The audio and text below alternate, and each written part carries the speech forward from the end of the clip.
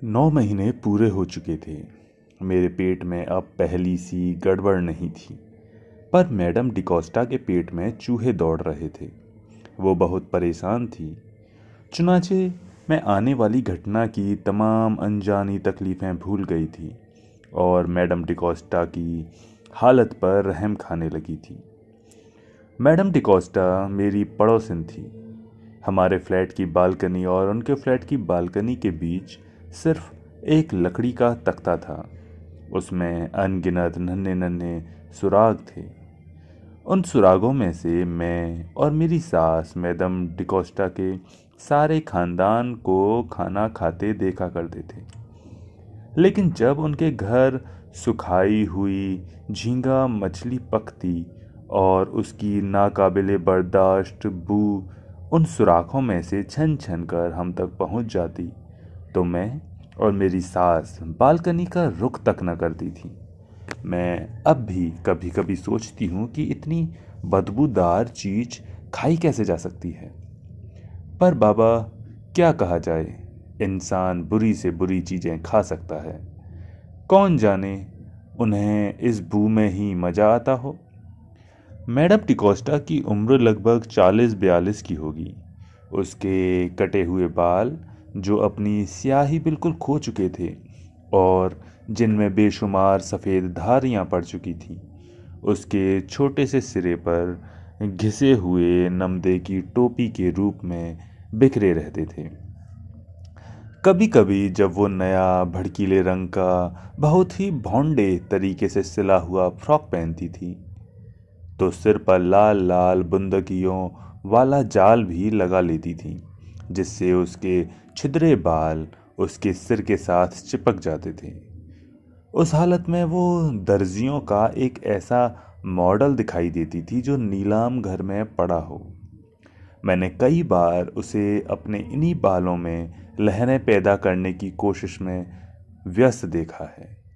जब वो अपने 4 बेटों को, जिनमें एक ताज़ा ताज़ा फौज में भर्ती हुआ था और अपने आप को हिंदुस्तान के हाकिमों की सूची में शामिल समझता था, और दूसरा जो हर रोज़ अपनी कलफ लगी पतलून इस्त्री करके पहनता था और नीचे आकर छोटी छोटी क्रिश्चियन लड़कियों के साथ मीठी मीठी बातें किया करता था, नाश्ता करा दिया करती थी और अपने बूढ़े पति को, जो रेलवे में नौकर था, बालकनी में हाथ निकालकर हाथ के इशारे से बाय बाय करने के बाद छुट्टी पा जाती थी, तो अपने सिर के इन बिखरे हुए बालों में लहरां पैदा करने वाले क्लिप अटका दिया करती थी और उन क्लिपों को लगाकर ये सोचा करती थी कि मेरे यहाँ बच्चा कब पैदा होगा।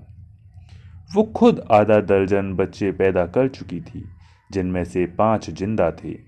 उनके जन्म पर भी क्या वो इसी तरह दिन गिना करती थी या चुपचाप बैठी रहती थी और बच्चे को अपने आप पैदा होने के लिए छोड़ देती थी?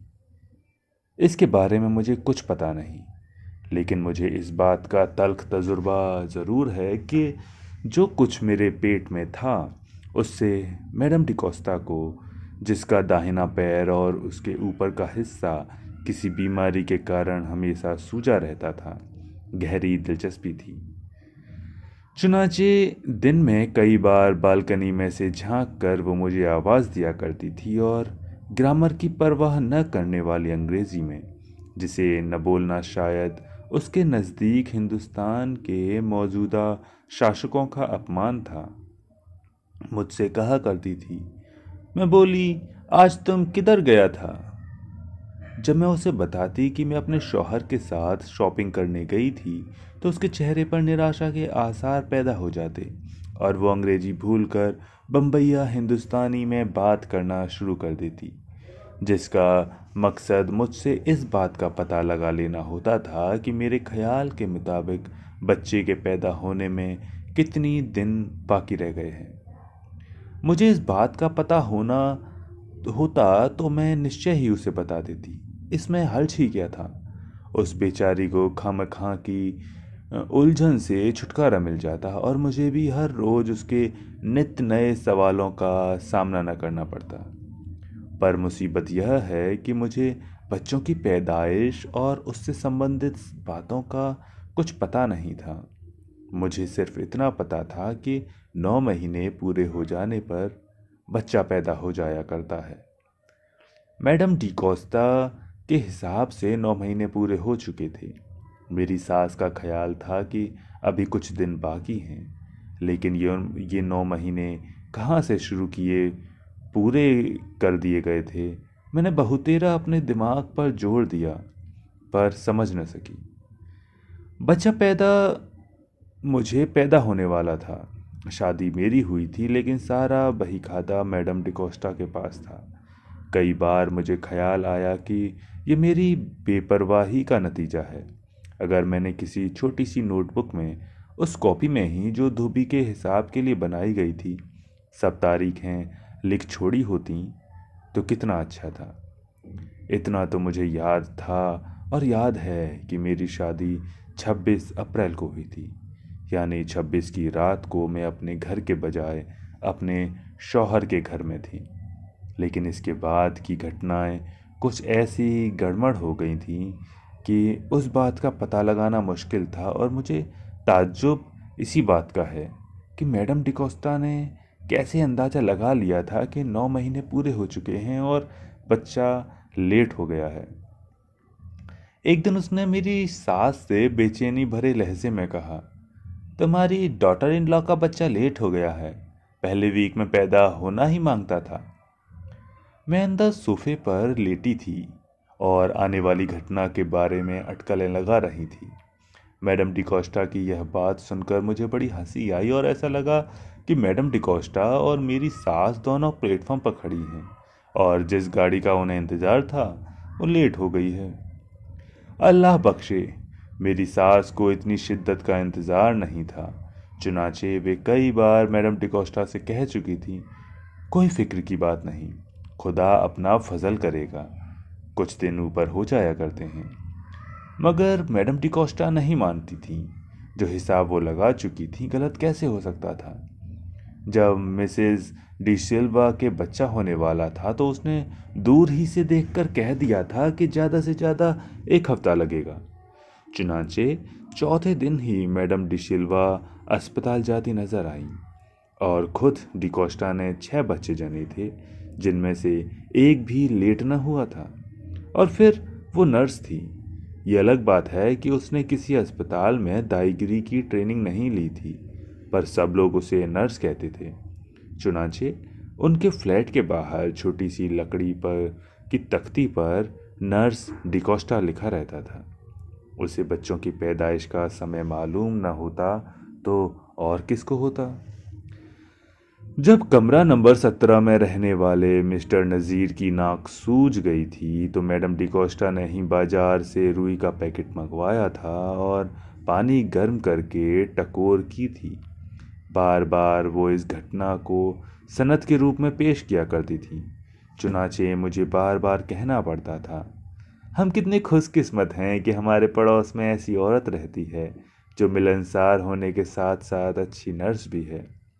ये सुनकर वो बहुत खुश होती थी और उसको यूँ खुश करने से मुझे फ़ायदा ये हुआ करता था कि जब उन्हें तेज बुखार चढ़ा था तो मैडम डिकोस्टा ने बर्फ़ लगाने वाली रबड़ की थैली मुझे फ़ौरन ला दी थी।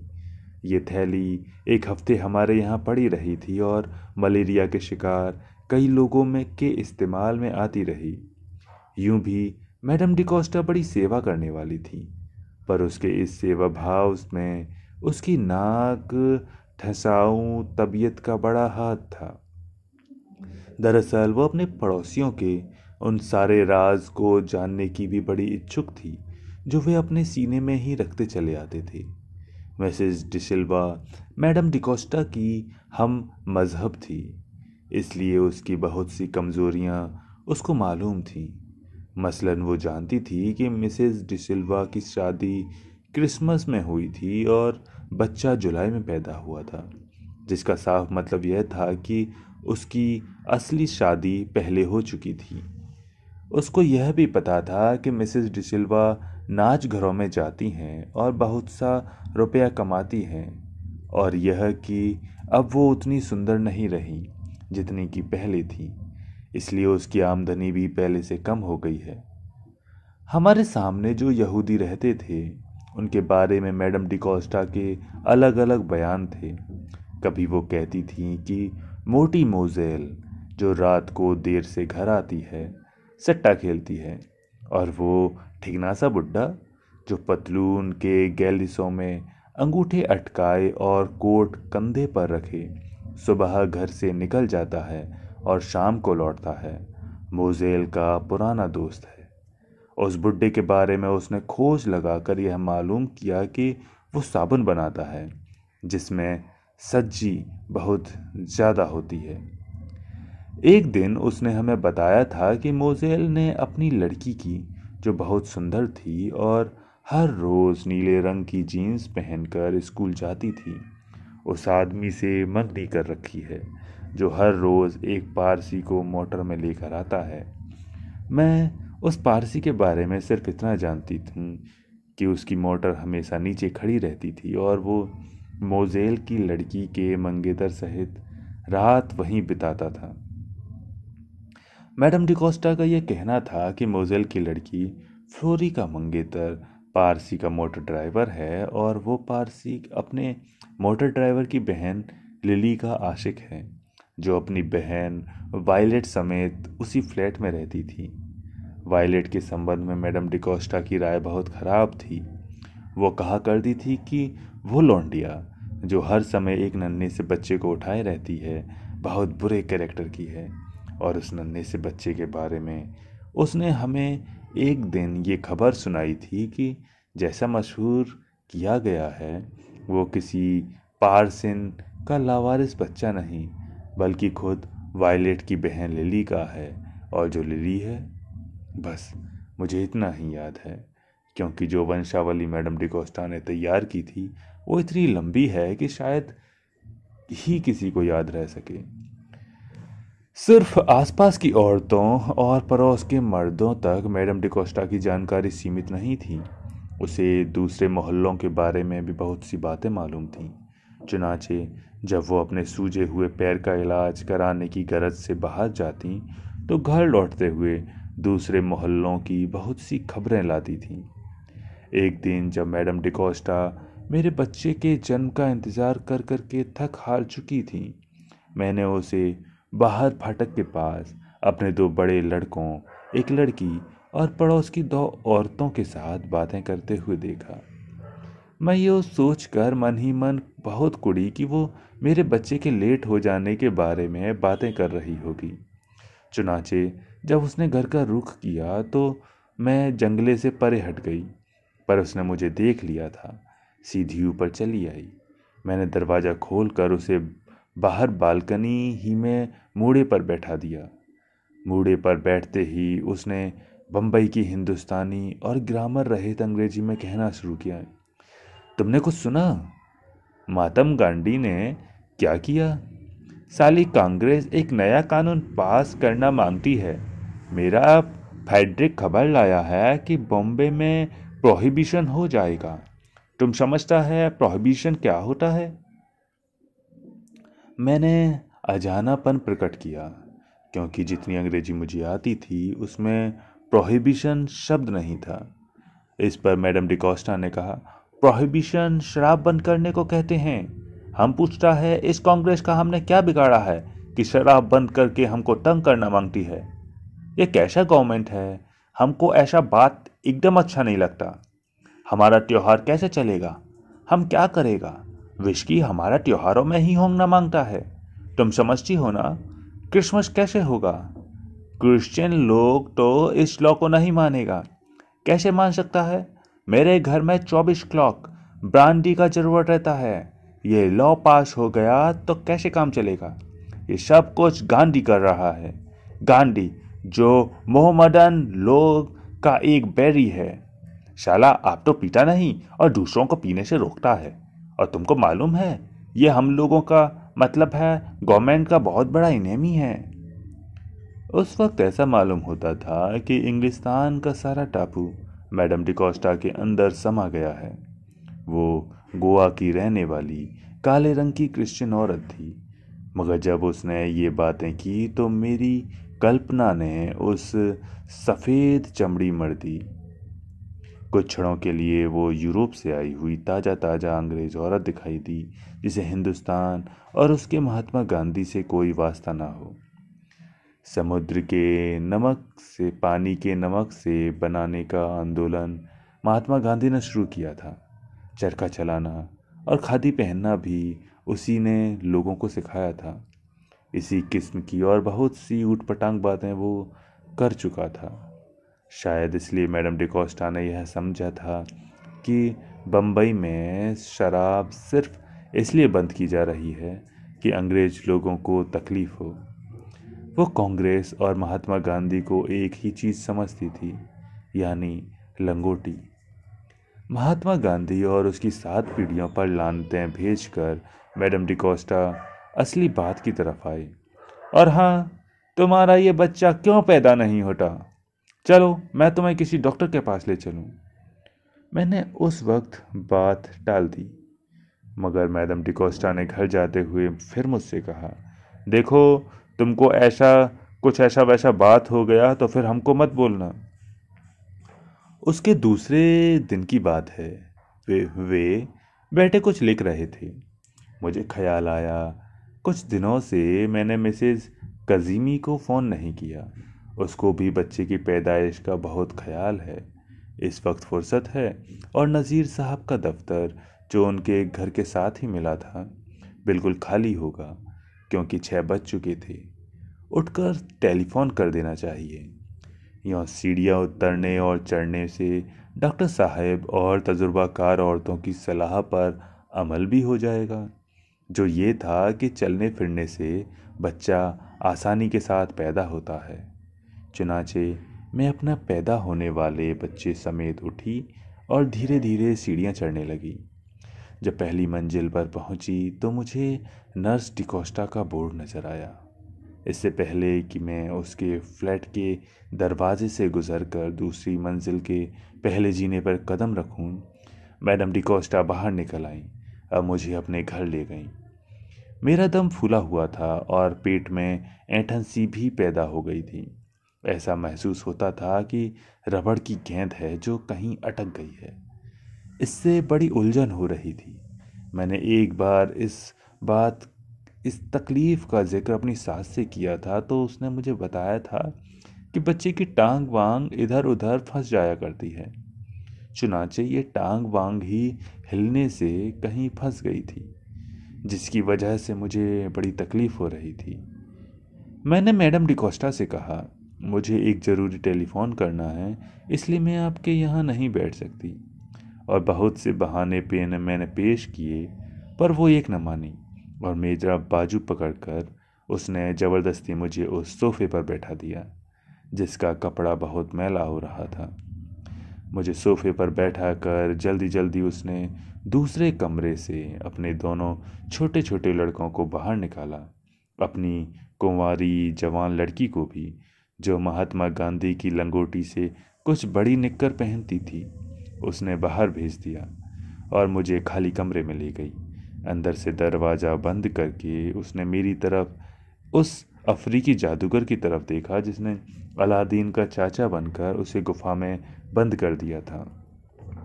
ये सब उसने इतनी फुर्ती से किया कि मुझे वो एक बड़ी भेद भरी औरत दिखाई दी। सूजे हुए पैर की वजह से उसकी चाल में हल्का सा लंगड़ापन पैदा हो गया था, जो मुझे उस समय बहुत भयानक दिखाई दिया। मेरी तरफ घूर कर देखने के बाद उसने इधर दीवार की 3 खिड़कियां बंद कर दीं। हर खिड़की की चटकनी चढ़ाकर उसने मेरी तरफ इस अंदाज में से देखा जैसे उसे इस बात का डर हो कि मैं उठ भागूंगी। ईमान की कहूँ, उस वक्त मेरा जी यही चाहता था कि दरवाज़ा खोलकर भाग जाऊं। उसकी खामोशी और उसकी खिड़कियां दरवाजे बंद करने से मैं बहुत परेशान हो गई थी। आखिर इसका मतलब क्या था? वो चाहती क्या थी? इतने ज़बरदस्त एकांत की क्या ज़रूरत थी? और फिर वो लाख पड़ोसन थी, उसके हम पर कई एहसान भी थे, लेकिन आखिर वो थी तो एक गैर औरत। और उसके बेटे, वो मुआ फौजी और वो कलफ लगी पतलून वाला जो छोटी छोटी क्रिश्चियन लड़कियों से मीठी मीठी बातें करता था। अपने अपने होते हैं और पराए पराए। मैं कई इश्कियाँ नॉवेलों में कुटनियों का हाल पढ़ चुकी थी।